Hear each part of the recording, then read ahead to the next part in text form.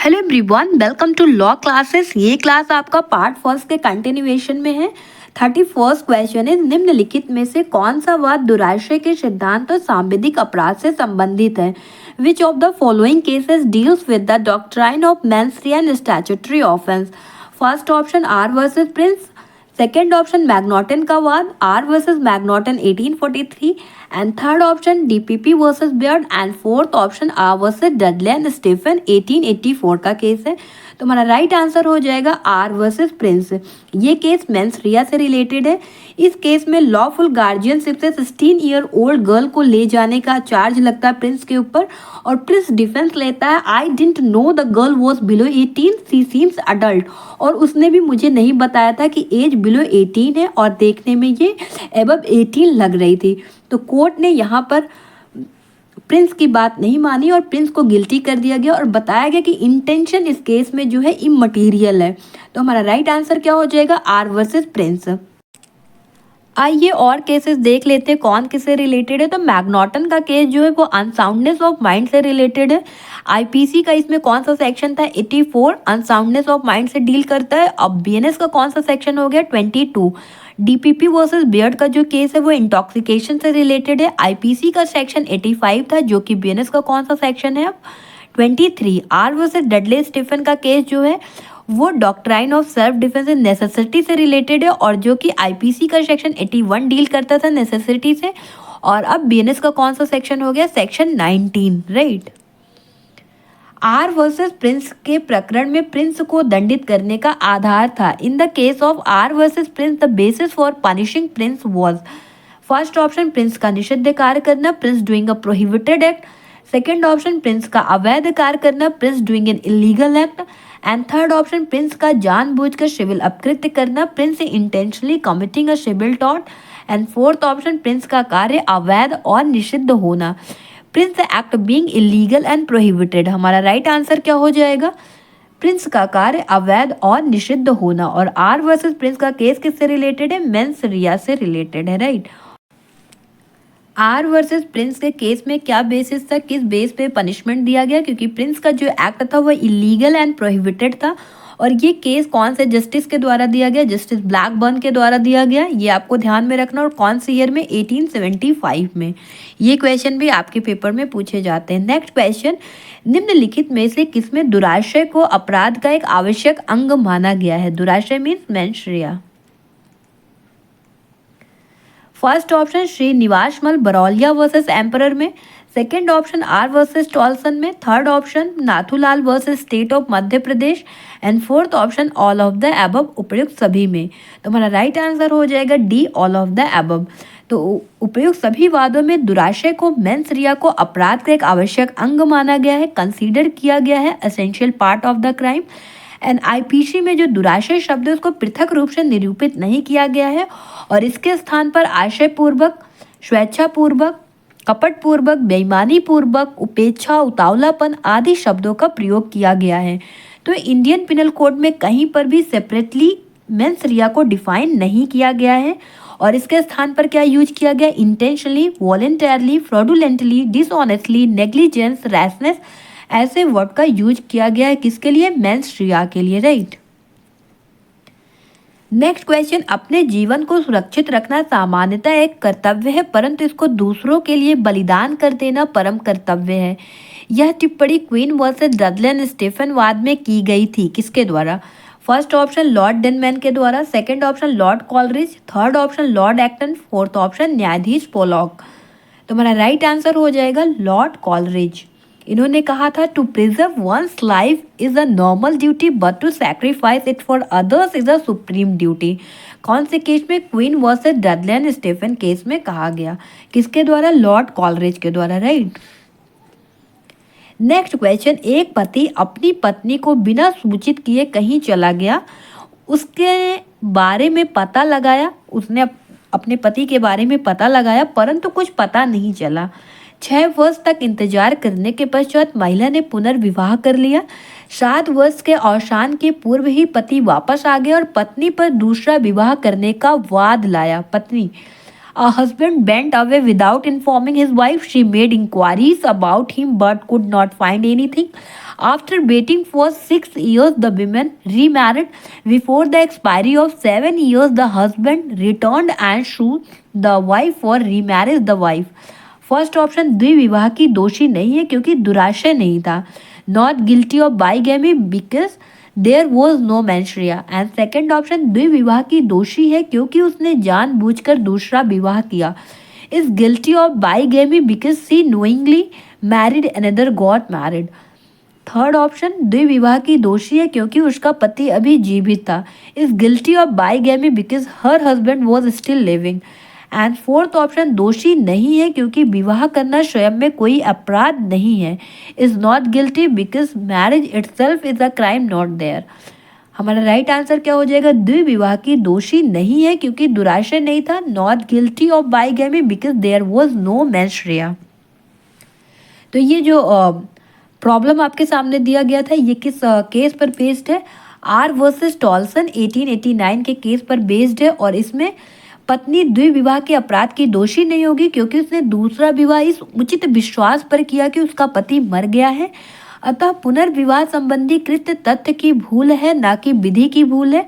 अभियुक्त का मस्तिष्क दोषी न होने पर तथ्य की भूल को क्षमा किया जा सकता है. तो ये जो प्रॉब्लम था, ये किस पर बेस्ड था? आर वर्सेस टॉल्सन के केस पर बेस्ड था.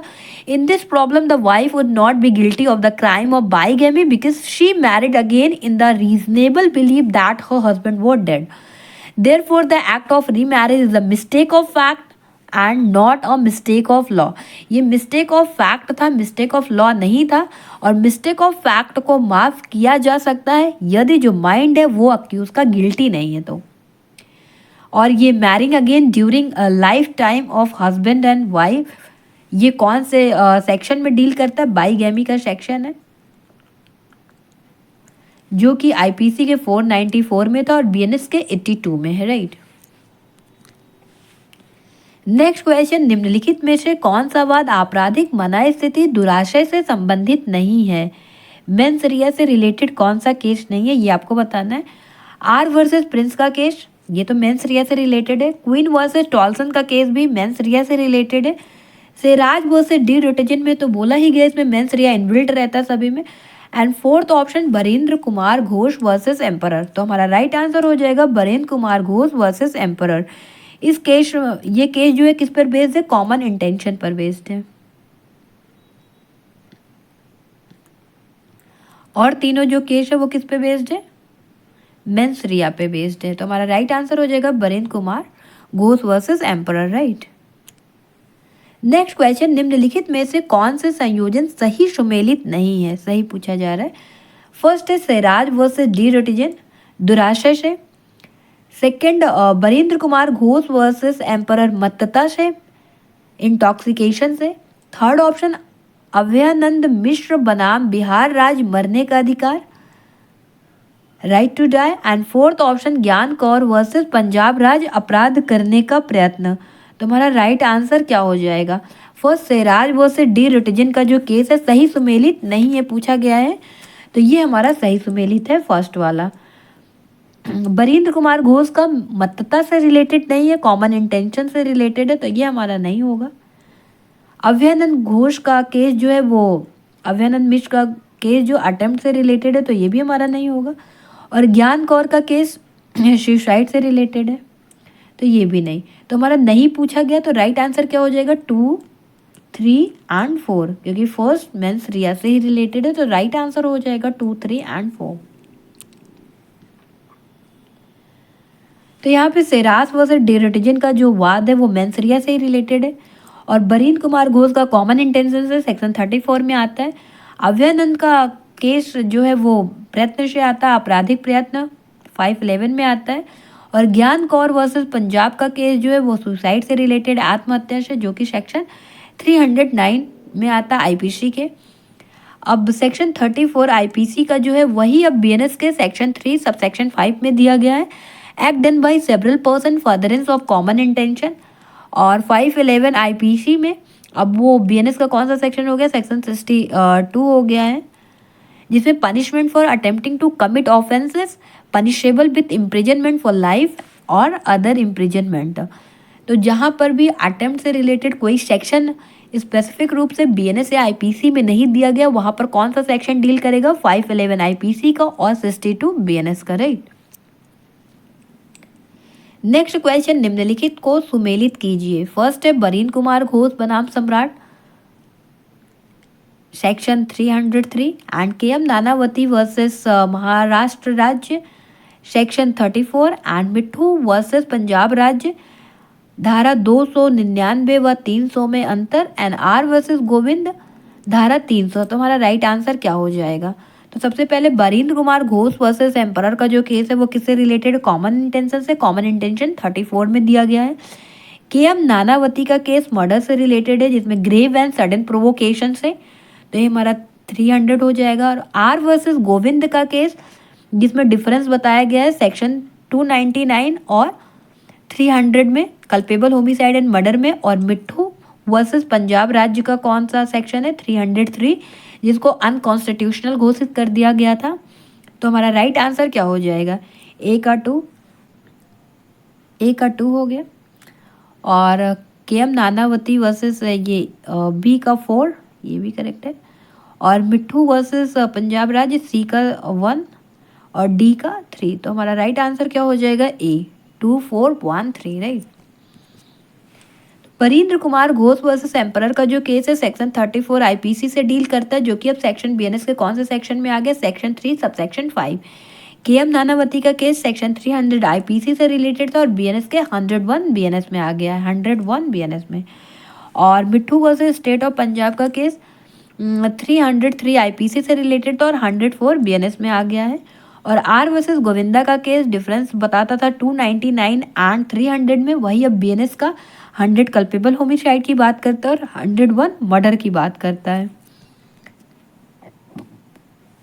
नेक्स्ट क्वेश्चन, रेग वर्सेस गोविंदा, चित्त विकृति, महाराष्ट्र राज्य बनाम एमएन जॉर्ज, सामान्य आशय, महबूब शाह वर्सेस एम्परर, हत्या, मैग्नॉटन का वाद, दुराश्रय। तो हमारा राइट आंसर क्या हो जाएगा? मैग्नॉटन का केस जो है चित्त विकृति से संबंधित है, इंसैनिटी से। और महबूब शाह बनाम एम्परर का जो केस है वो सामान्य आशय से रिलेटेड है। महाराष्ट्र राज्य बनाम एमएन जॉर्ज का केस जो मेंसरिया से रिलेटेड है, दुराशय। और रिग वर्सेस गोविंदा का केस जो है हत्या से रिलेटेड है। तो हमारा राइट आंसर क्या हो जाएगा? ए का 3 हो जाएगा, तो यही हमारा सही है। ए का 3 हो गया, बी का 4 और सी का सामान्य आशय 2 और मैग्नॉटन वाला 1। तो हमारा राइट आंसर हो जाएगा 3। तो रिग वर्सेस गोविंदा का जो केस है मर्डर से रिलेटेड है। महाराष्ट्र राज्य बनाम एमएन जॉर्ज का मेंसरिया से, महबूब शाह बनाम एम्परर का कॉमन इंटेंशन से, मैग्नॉटन का वाद जो है वो चित्त विकृति से, अनसाउंडनेस ऑफ माइंड से रिलेटेड है, राइट। नेक्स्ट क्वेश्चन, निम्नलिखित में कौन सा वाद दुराशय तथा सांविधिक अपराध से संबंधित नहीं है? First option R versus Prince, second option Queen versus Tolson, and third option Rishi Dev Pandey versus Uttar Pradesh राज्य, फोर्थ ऑप्शन सिराज बनाम De Rutzen. Which of the following case is not related to menstrual and statutory offense? R versus Prince, Queen versus Tolson, Rishi Dev Pandey versus state of Uttar Pradesh, and D Sherras versus De Rutzen. तो हमारा right answer क्या हो जाएगा? Right answer हो जाएगा are versus Prince का case भी mens rea से रिलेटेड है, और क्वीन वर्सेस टॉल्सन का केस भी मेंसरिया से रिलेटेड है, और सिराज वर्सेस डी रुटिजन का भी। तो हमारा राइट आंसर क्या हो जाएगा? ऋषि देव पांडे वर्सेस उत्तर प्रदेश राज्य।